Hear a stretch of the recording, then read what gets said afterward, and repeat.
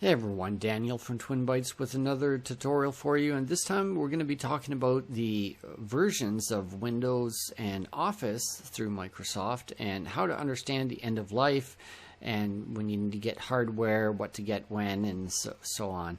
So on my website here we've got some details to help you understand what's happening, and especially with the Office software, whether it makes sense to get the standalone version or the 365 edition, which is a subscription. Now, it used to be a little easier and make more sense if you only had one or two computers based on 10 years support life of the standalone of Office software, but you're going to see now that they've reduced it down to 5 years. So we're not getting as much support life anymore.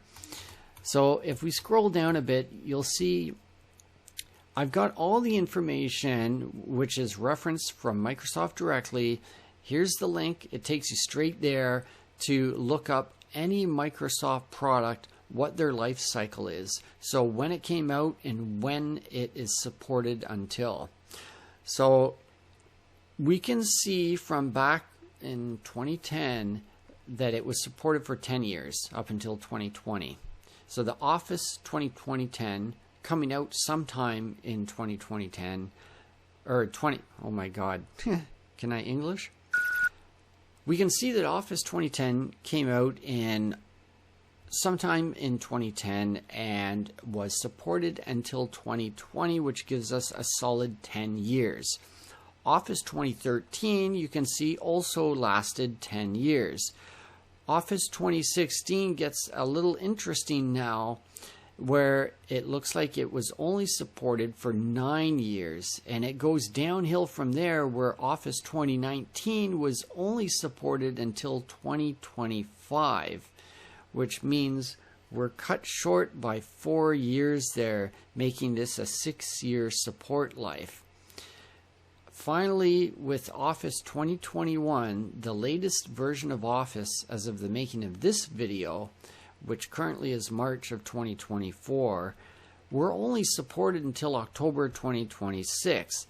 That's 5 years, and you can expect this now going forward with each new release of the standalone version of Office to only be supported for 5 years, which makes it a little harder to justify buying the standalone product, paying the money out front, when you could just get a subscription for 365 and pay month to month or year to year, and it will more than likely be cheaper for you to do that than to buy the standalone version, especially when you consider if you were to buy this today. As I said, it's 2024 right now, and even though it's the year 2024, the Office version that's the most current is 2021 and expires in 26. So we're only getting another 2.5 years of support life with this product. We're not getting a full 5 years. So when you do your calculations, which I have linked here through our 365 page, I've done a breakdown of calculations. If you look at your monthly cost of Office 365 and base that on 2.5 years support life, what does that amount to versus what it would cost you if you purchase this outright as a standalone version, knowing it doesn't last 5 years but 2.5. So you're comparing 2.5 years of the cost of that against 2.5 years of a subscription with 365 and see what works out to be cheaper. Of course, that's only just looking at the price. There's a lot more to it than price, but a lot of people look at price alone and base their decision on that, and that's how you can figure out what's worth it or not based on the price. Now, that's Office, which you have some control over. Windows, on the other hand, you have no control over this. So let's go down a little further and see we've got our Windows 11 and 10. I'm going to take us back in time a bit here first and look at from when Windows XP came out in 2001. It was supported until 2014, giving us a 13-year lifespan just about, approximately. and that was the longest supported operating system, at least within this range of operating systems that we're looking at here. Now, Vista was in 2007 and lasted a solid 10 years from what we can see here. Windows 7, very close to 10-year mark as well. Windows 8, we can see that there was issues here, and I recall with it being such a crappy product, nobody wanted to go to Windows 8. They were holding on to Windows 7 for as long as they possibly could until they saw Windows 10 come out, and they upgraded to that and skipped 8 completely. So you can see here that Windows 8 barely lasted 4 years. It was October of 2012 to January 2016. So really 3 years and 3 months.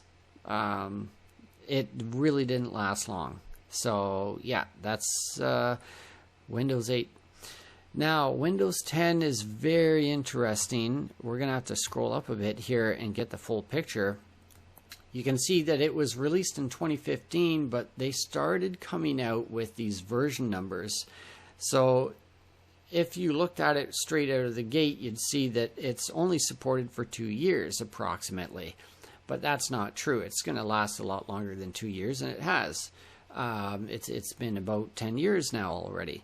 So we're seeing new versions that come out with new end-of-life dates. So each version, how long that's supported for, and they have another major update, which they changed the naming convention as well from 18 and 1900s until 20H2, 21H1, and 21H2. And they all had their own version of when it's supported until finally with Windows 10, 22H2 is the final release, and it's supported until October of 2025. So if you're not sure how to check the version of Windows that you have, just right click on your start button and go to System, and it'll tell you what you have. Now that shows us here that it gave us a full 10 years support life of Windows 10, which is what we expected. So now moving on to Windows 11, we're expecting 10 years from that as well. It came out in October of 2021, which means we're expecting that it should last until the fall of 2031. So we should get a lot more life out of this as well. But you can see when it came out, 21H2, October of 2023. So that's 2 years support life when it first came out. But with the next patch, that kept it going for another year, and then another version, 23H2, giving it another year. So you can see that they keep pushing it, stringing it along here year by year, so that they could really cut this off any time and say we're not supporting this any longer. Instead of saying we're going to support it for 10 years and then say we changed our mind, we're only going to support it for 6 years because the program was crap. This is only supported for the next year or two. So we're going to see this continue stringing along. Probably 24H2 will come out in the next few months, which will allow this to go until the fall of 2026. And we'll keep seeing it follow suit like that until sometime in the fall of 2031 when it's going to have its end of life, and we're going to have Windows 12 or whatever it may be called come out sometime a year or two at least before that. So we may not see Windows 12 for a few years still, but that's based on the history here, what we've been seeing. So anyway, hopefully that helps you to get a better understanding of how the end-of-life life cycle works for Microsoft Windows and Office, and if it makes more sense to buy Office or get a subscription, and when to get a new computer, how much do you spend on it to make sure you get a new enough generation processor that will support not only the Windows that's current now, but the next one that's going to come out after that. although there's no way to know what the minimum requirements will be for the hardware for an operating system that has not yet been released. So anyway, I hope you found this video helpful, and if you did, please do give it a thumbs up. Consider subscribing. Even better, give it a super thanks, and thanks for watching. We'll see you in the next one. Bye for now.